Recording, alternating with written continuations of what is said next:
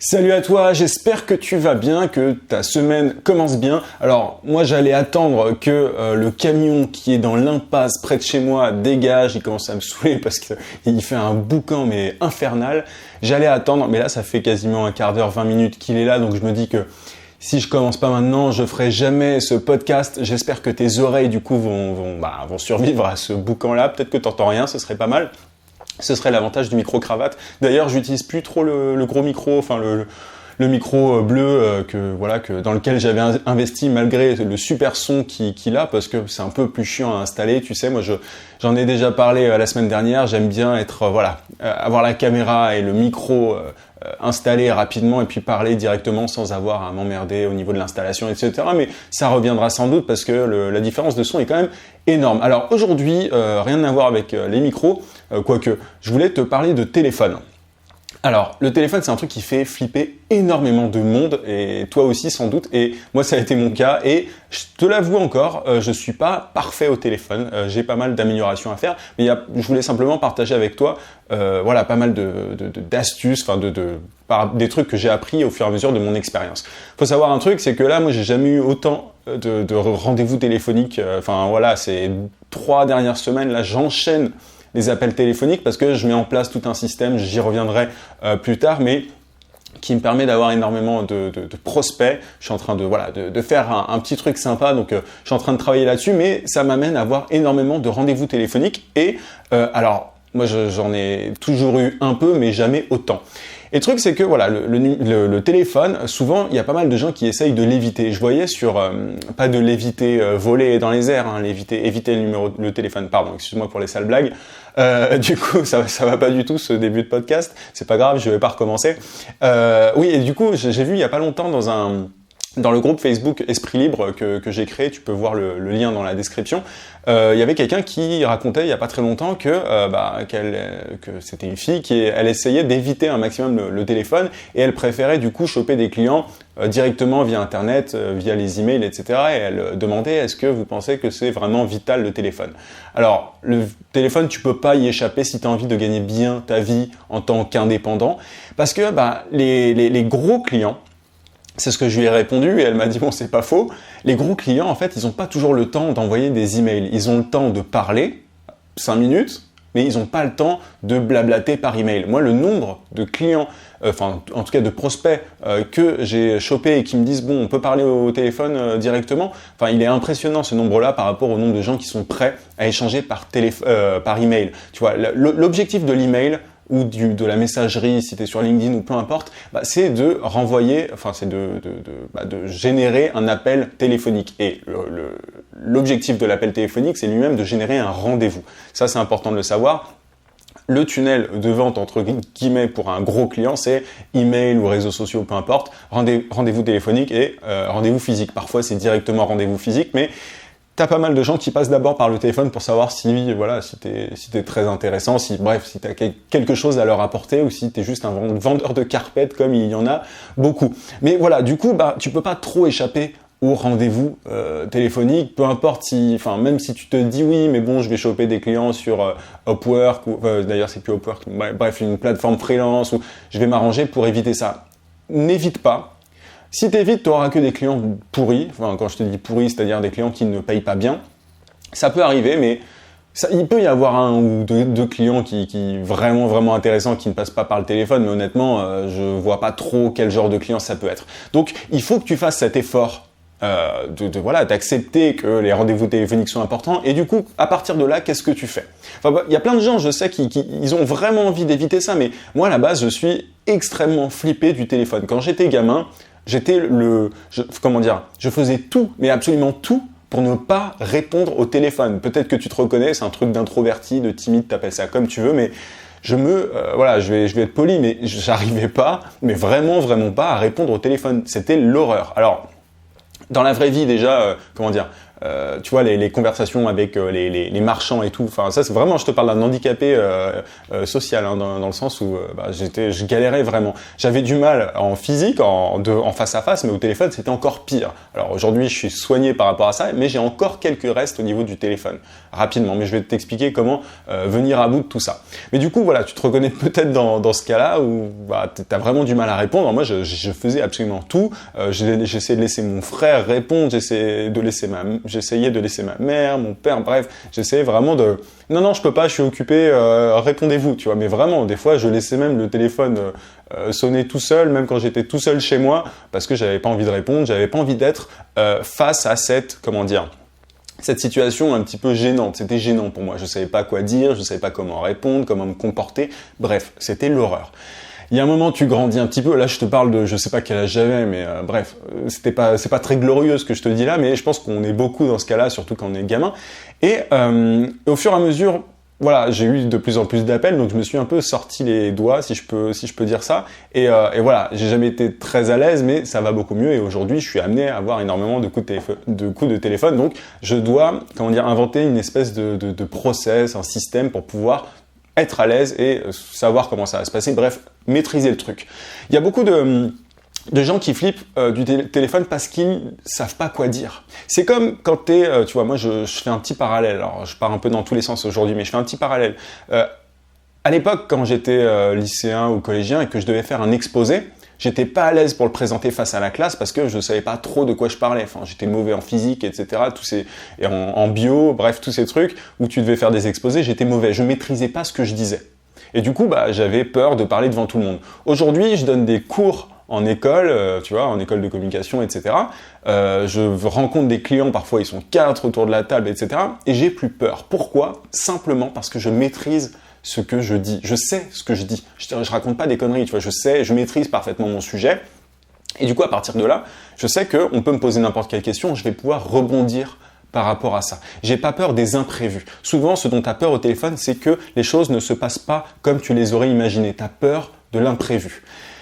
Du coup, la première base pour ne plus avoir peur au téléphone, c'est simplement déjà de savoir de quoi tu vas parler. Tu vois, n'appelle pas des prospects si tu sais pas trop ce que tu vends, ce que tu proposes, bref. Il faut que tu sois sûr de toi par rapport à ça. Enfin, c'est la base, tu vois. Tu me diras, ça peut paraître bête, essentiel, mais moi, ça m'est arrivé au départ d'appeler des gens sans vraiment être très serein, savoir trop ce que j'allais proposer. Et du coup, j'avais une attitude qui n'était pas du tout en adéquation. Enfin, j'étais totalement à côté de la plaque. Ça m'est arrivé une fois qu'on me dise « Ah, mais vous êtes super agressif ». J'étais super agressif parce que j'essayais de compenser mon manque de confiance. C'était au tout début. J'essayais de compenser mon manque de confiance en étant un petit peu plus bourrin, tu vois. Et derrière, c'était pas du tout le bon ton à avoir. Je maîtrisais pas en fait ce que je faisais, ce que j'allais proposer. C'était un peu, tu vois, j'essayais un peu je partais à la pêche, littéralement. C'était quasiment de la pêche. Et du coup, on me disait au revoir quoi, tout simplement. Et donc aujourd'hui, moi je sais parfaitement ce que je propose, ce que je peux apporter, les résultats que je peux apporter à mes clients potentiels. Il y a toujours une dose d'incertitude par rapport évidemment aux résultats, tu vois. Enfin, tous les clients ne sont pas les mêmes, il faut les considérer de manière totalement individuelle. Je veux dire, c'est des individus, tout le monde n'est pas pareil, chacun a ses spécificités, ses besoins particuliers, etc. Mais ma promesse, moi, elle est très claire. Et à partir de là, déjà, je pars avec un gros avantage et ça me permet de pas flipper. Tu vois, je te dis ça, j'avais un rendez-vous téléphonique tout à l'heure avant de filmer, ça s'est très bien passé. Pour cette raison-là, je savais ce que je pouvais apporter à la personne au bout du téléphone. D'ailleurs, j'ai un rendez-vous mardi prochain avec cette personne-là, physique cette fois. Je sais pas si je l'ai dit, mais je le répète, c'est important de comprendre un peu le cheminement. Bref, parenthèse refermée. Du coup, je savais ce que j'avais à dire. Et à partir de ça, c'est un premier élément, donc il faut que tu saches ce que tu as à dire avant de commencer à téléphoner. Ensuite, ce que tu peux faire, c'est non pas scripter le coup de téléphone, c'est pas noter sur ton ordinateur par exemple tout ce que tu dois dire, mais te faire des bullet points, des espèces des étapes en fait, des grands points que tu dois aborder. Tu vois par exemple bonjour, ensuite petite présentation, enfin peu importe la manière dont toi tu as l'habitude de présenter tes services. Mais en général, je fais bonjour, je suis Yann Lenen, consultant machin. On avait prévu de se parler à telle heure. Est-ce que vous êtes disponible ? Il me dit oui. Ensuite, je commence à poser des questions. Mais tu vois, enfin, je veux dire, je commence tout le temps de la même manière. C'est le départ, en tout cas, me rassure. Je sais ce que je vais dire et je sais la manière au début dont je vais aborder le sujet. Donc à partir de là, il y a beaucoup moins d'incertitudes, il y a beaucoup moins d'imprévus possibles. Et après, évidemment, quand tu as commencé, en fait, ça va mieux. Une fois que tu as commencé, que la conversation, tu vois, une fois que tu n'es plus tout seul à parler, ou toute seule, derrière, ça va, enfin, c'est rapide, tu vois, la personne, il y a un lien qui se crée, et bref, c'est un échange. Et ce dont on a peur souvent au début, c'est qu'est-ce que je vais dire? Qu'est-ce que je vais dire? Si tu as noté tout ce que tu dois dire au début pour introduire le sujet, c'est bon, tu vois, tu es à l'aise. Tu sais ce que tu as à dire, ce que tu vas promettre. Tu sais comment tu vas initier le contact, comment tu vas débuter la conversation. Ensuite, c'est un échange. Et la troisième astuce, entre guillemets, c'est simplement d'appeler des gens, de recommencer et de ne pas s'écouter. Il y a beaucoup trop de gens qui s'écoutent et qui se disent « Ah, mais je suis nul au téléphone, mais moi, je suis une catastrophe à la base. » Et tu vois, avec ces 3 points-là, aujourd'hui, je suis assez à l'aise et je génère des rendez-vous physiques et qui peuvent me rapporter beaucoup. Donc, c'est important que tu passes par le téléphone. Même si tu flippes, même si tu dis que t'es pas fait pour ça, bref, toutes les excuses bidons que tu peux sortir, tu mets ça de côté. Si tu veux gagner ta vie en tant qu'indépendant, t'es obligé de passer par le téléphone, t'es obligé d'être bon à ça et on s'améliore. Et si t'es pas prêt à t'améliorer, si tu veux une solution comme ça, je veux dire en un claquement de doigts, si tu veux juste des clients comme ça qui tombent du ciel, derrière, laisse tomber, juste arrête l'entrepreneuriat, ça sert à rien. Si tu veux être entrepreneur, être consultant, freelance, indépendant de manière générale, il va falloir travailler sur toi et le téléphone, c'est un des points, je pense, les plus importants sur lesquels il faut travailler. Donc, je te répète encore une fois ce qu'il faut que tu saches. Déjà, être conscient de ce que tu peux apporter, d'être serein par rapport à ça. Si t'es pas serein par rapport à ce que tu vends, comment est-ce que tu veux être serein au téléphone? Enfin, tu vois, l'idée du vendeur de carpette qui sait qu'il revend de la merde, ça n'existe pas. Enfin, ça peut exister, mais je veux dire, c'est pas le plus courant. Il faut que tu sois solide déjà dès le départ, que tu aies une fondation solide. Si tu ne proposes rien de concret, rien de très intéressant, déjà, travaille là-dessus avant de chercher à attirer des clients. J'ai encore répondu tout à l'heure à un email d'un abonné qui voulait attirer des prospects, etc. Il n'avait pas encore bien travaillé sur son avatar, sur sa cible type, tu vois. Donc, travaille déjà là-dessus. Une fois que ta promesse, elle est claire, une fois que tu sais que tu peux apporter des résultats, tu peux passer à la suite et attirer des clients, etc. Et tu peux notamment passer au téléphone. Une fois que tu as des rendez-vous téléphoniques, derrière, tu notes le début. Parle pas trop, n'hésite pas à poser des questions, etc. Mais tu vois, moi, c'est bonjour machin, le nom de la personne. Je suis Yann Le Naine, consultant machin. On avait convenu d'un rendez-vous à 11h. Est-ce que vous êtes disponible pour en parler? C'est un exemple. Il pourrait y en avoir d'autres. D'habitude, je dis pas toujours d'ailleurs êtes-vous disponible parce que il y a un moment, il m'a donné rendez-vous à telle heure, donc il est disponible. Mais voilà, je voulais vous parler de ça. Est-ce que je peux vous poser quelques questions, par exemple, tu vois? Bref. Il faut que je vais pas te donner exactement mon script à moi parce qu'il faut que tu aies le tien et que tu sois à l'aise avec ça. Et après, à force de le répéter, derrière ça va aller. Tu vas voir que les gens ils te mordent pas. À partir du moment où tu as des choses intéressantes à leur dire, à leur apporter, ils te mordent pas et ils vont vouloir te rencontrer physiquement. Mais du coup, il faut recommencer, tu vois. Et derrière, la gêne, elle s'en va. Moi, je suis quasiment plus gêné. Aujourd'hui, il y a quelques points sur lesquels il faut que je travaille encore, mais c'est en train de partir alors que j'étais le gamin qui, à la base, n'arrivait vraiment pas à décrocher ce putain de téléphone. Donc, tu es peut-être dans cette situation-là, mais j'ai envie de te dire, c'est totalement, tu peux régler ce problème, tu peux y arriver, c'est pas une fatalité vraiment.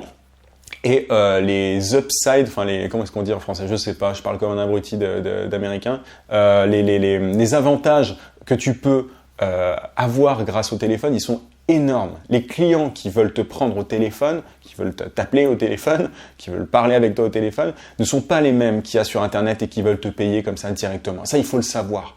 Si tu es un freelance qui ne dépend que du mail ou des plateformes freelance, derrière, on parle pas de la même chose. On parle pas, c'est pas le même monde, c'est pas la même façon de faire. Moi, ce que je veux vraiment transmettre sur mon podcast, c'est ça. C'est le consulting, c'est la méthodologie d'un consultant et non pas d'un freelance, un freelance lambda qui galère à trouver des clients sur Internet. C'est pas du tout le but. Tout Internet doit être redirigé vers le téléphone et le téléphone vers une interaction physique et c'est comme ça que tu décroches les plus gros contrats de tout ce que j'ai vu, de toutes mes expériences. C'est vraiment le meilleur moyen pour pouvoir décrocher des gros clients. Alors après, ok, il y a quelques exceptions, ça arrive, mais en tout cas, c'est comme ça qu'il faut que tu vois les choses. Donc, travaille chacun des points de ton tunnel, en fait. Ta communication sur Internet, ok, mais aussi ton aisance à l'oral, c'est super important. c'est vraiment important, et notamment aussi ton aisance physique, si, tu vois, en négociation, si t'es pas très entraîné là-dessus, si t'es pas bon là-dedans. Mais après, encore une fois, ça vient au fur et à mesure. Au début, tu vas être bon sur Internet, ensuite bon au téléphone, et ensuite tu seras bon en entretien. Enfin, j'appelle ça entretien, t'appelles ça comme tu veux, mais voilà, chacun se travaille séparément. Ce sont des qualités différentes qui sont nécessaires, et voilà, l'expérience au fur et à mesure va te montrer que, tu vas apprendre au fur et à mesure de ton expérience. Tu peux pas être parfait dès le début, et tu vas te foirer, tu vas avoir des gens qui vont te critiquer au téléphone, comme ça m'est arrivé au départ, mais c'est pas grave. C'est pas grave, juste si tu fais l'effort d'aller au-delà de ton petit ego, de ton petit, voilà, de tes petites insécurités, tu vas y arriver. C'est quand quelqu'un te critique, vois ça comme ah tiens, il faut que j'améliore ça, et non pas comme ah je suis pas fait pour ça, j'arrête. Si t'arrêtes, t'es pas fait pour l'entrepreneuriat. En tout cas, si t'as regardé cette vidéo ou écouté ce podcast jusqu'au bout, je pense que t'es sur la bonne voie. Donc voilà un petit peu ce que je voulais te dire aujourd'hui. J'espère que ça t'a intéressé, que ça t'a été utile. Je te rappelle que tu peux télécharger ma formation vidéo gratuite pour trouver des clients rapidement en freelance. Si tu es sur YouTube, tu peux cliquer juste en haut sur le i, sinon tu as le lien dans la description. Tu peux aussi t'abonner à la chaîne si ce n'est pas déjà fait, et même cliquer sur la petite cloche pour recevoir toutes les notifications. Et un petit like, un petit pouce me ferait toujours plaisir, comme sur SoundCloud si tu es sur le podcast, je vais y arriver. Je te souhaite une très bonne journée, une très bonne soirée, peu importe. Je te dis à demain à 18h comme d'habitude. En attendant, n'oublie pas, vie sans limite. À plus.